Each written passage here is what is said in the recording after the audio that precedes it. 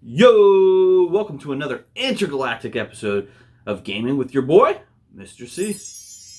And today, guys, we're going to hit hyperdrive as we break down Star Wars Squadrons. Mr. C, gaming with Mr. C. So, guys, what exactly is Star Wars Squadron? I am glad you asked, because it's not the sequel to Jedi Fallen Order. It's not even a racing game or a pod racing game. We all know what Boba Fett said. If you're not Sith, you're last. Wait a second. Maybe that was Richard Bobby. Either way, it's not a racing game. It's like Dogfight, but in space. If you've ever seen a Star Wars or Spaceball movies, you know what I'm talking about. You got spaceships in space interweaving stars shooting at each other, but in video game form. It's 2020. How lucky are we? Or are we? So, guys, before we actually break into the game, I did want to kind of give this disclaimer. I am not a massive Star Wars fan by any means. Have I seen the movies? Absolutely. Have I seen them more than once? Absolutely not. And that's not a knock on Star Wars. I love the universe. I love the creativity. And I certainly love the fans and the fandom of Star Wars. I'm just a very casual Star Wars fan. So I wanted to put that disclaimer out there before anybody writes me and angrily tweets at me how stupid I am for not knowing Star Wars. I mean, look at this cosplay.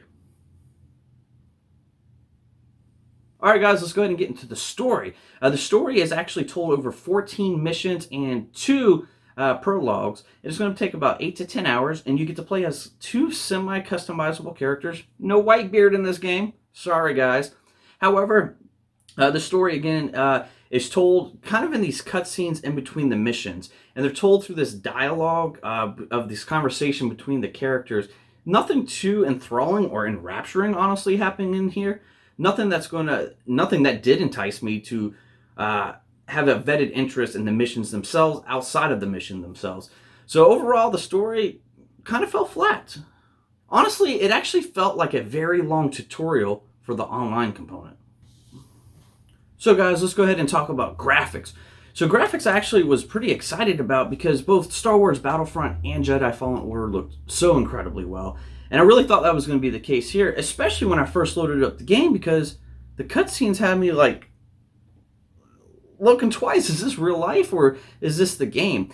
And then in between the missions, you have this point and click style setting where it kind of told you what the mission was going to be about. And even then, in that hangar, the graphics looked incredible. But the meat and potato of the game is when you're in space fighting. And that's where it was a letdown, because not only was most of your view obstructed by being in the cockpit, which is fine, I get it. It's an aerial combat game. You should see the cockpit. But I also first off, I had frame rate issues quite often. Second off, what was surrounding me looked pretty good, but space didn't seem so limitless. It was just like, outside of that immediate area, you would see Earth over there, maybe some clouds over there. It just seemed so one-dimensional. It was a huge letdown, to be honest with you. From a sound point, I mean, come on, guys. Star Wars is some of the most iconic sounds in the world. And you're going to have that here. It's not overly done, but you're going to know by what you're hearing that you're playing Star Wars, which is great. The voice acting, it was all right. Nothing too special here, though. So, guys, let's get into the controls. The controls are actually one of the better features of the game because they were actually quite responsive. It does depend on which ship you're in because you get to play the game in multiple ships.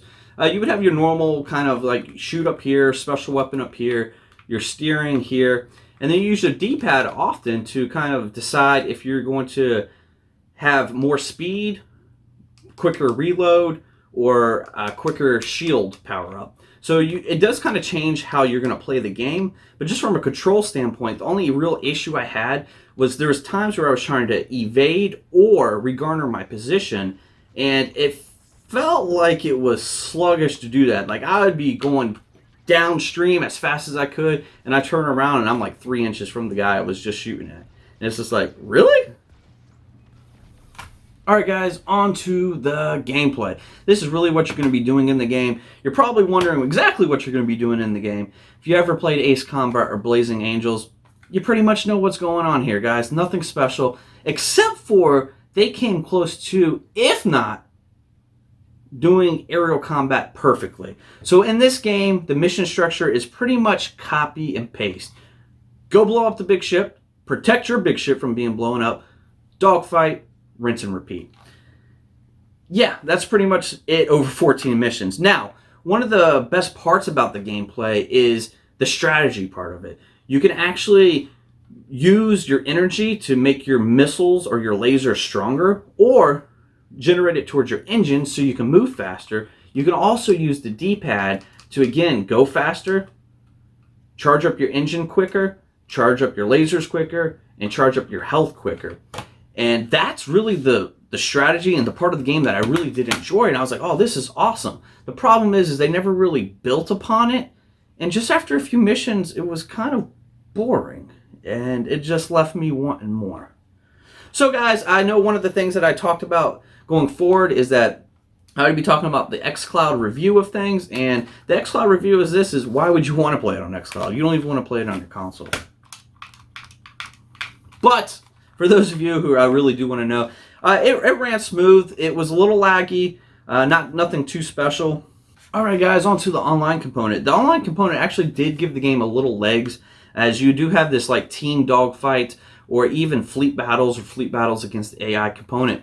Everything ran smooth, very little lag, and I actually kind of enjoyed playing against other people around the world. And it kind of actually gave me a little bit more appreciation for the game, as it was a little bit more challenging than what was in the game and a little less rinse and repeat. You're playing against some real badass people here. So guys, let's get into my final thoughts.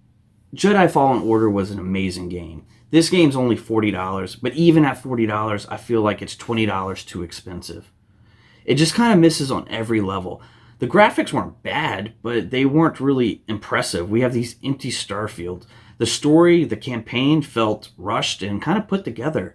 And I think Yoda said it best, and I think EA really did listen to Yoda. Do or do not. There is no try. And it's very evident here that EA just did not try. You know, it really kind of belongs... Where was that dump that ET used? Like, it's kind of where it belongs. I would give this game a very generous 5 out of 10. Some of the technicalities there, I mean, the game's not unplayable. I think if you're an aerial combat fan or a Star Wars fan, you may actually enjoy this game a little bit more than a 5. It just left me bored out of my mind. Gaming with Mr. C. Gaming with Mr. C. Gaming with Mr. C. Gaming with Mr. C. Gaming with Mr. C. Gaming with Mr. C. Gaming with Mr. C. Gaming with Mr. C.